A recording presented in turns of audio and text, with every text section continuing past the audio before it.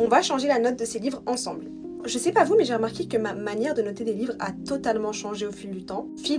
J'étais en train de regarder l'application sur laquelle je note mes livres et j'ai remarqué qu'il y avait des livres que je noterais totalement différemment actuellement qu'à l'époque où je les avais lus, donc en 2021, 2022, etc.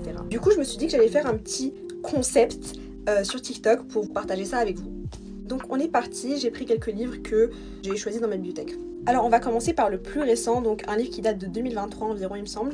Un automne pour te pardonner de Morgane Moncomble. Ce livre-là, je l'avais noté 4 étoiles et franchement, actuellement, je pense que je le noterai entre 3,5 et 3,75. Alors, je l'avais noté 4 étoiles parce que je l'avais lu vraiment en une journée, c'était très addictif. Surtout, j'avais beaucoup aimé l'enquête et la plume de l'auteur qui était très fluide. Mais en le comparant en fait avec d'autres livres que j'ai noté 4 étoiles, c'était pas assez logique, donc je diminuerai la note en sachant que après l'avoir fini, je l'avais noté 5 étoiles il me semble. Donc j'avais déjà baissé la note. Ça a un petit peu dégringolé, mais franchement il était très sympathique. Mais il y a aussi un petit point négatif, c'est que j'avais deviné le plot twist, que c'était beaucoup moins choquant pour moi.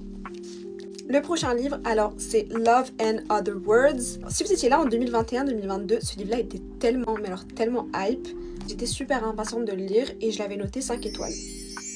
Franchement, si je devais le relire actuellement, il irait plus vers les 3 étoiles encore une fois, parce que c'est une romance qui était assez simple et assez basique en soi. Pour moi, 5 étoiles, c'est beaucoup trop puissant pour un livre qui m'a pas tellement marqué.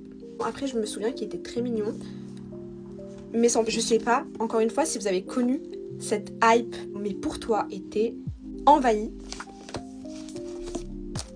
Il y avait Eleanor Grey et le spin-off London and Shay. Et t'avais un tome 2. Et j'ai lu que les deux là. Pour le coup, il me semble que j'avais noté 5 étoiles les deux, il me semble.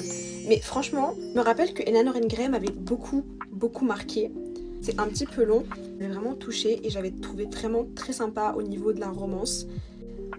Il va rester sur les 5 étoiles, peut-être 4 étoiles. Peut-être 4 étoiles et demie. J'en garde un trop bon souvenir. C'était une de mes premières réelles romances, vous voyez.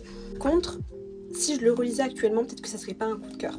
J'ai lu énormément de romances entre temps, peut-être que ma vision a changé, mais je le laisse quand même à 5 étoiles parce que...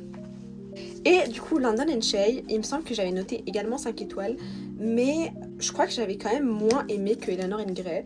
Pourtant, j'avais plus d'attentes pour lui parce que je l'avais acheté en premier. Je croyais que c'était vraiment deux tomes totalement séparés. Du coup, il me tentait beaucoup plus et j'étais beaucoup plus hype pour lui.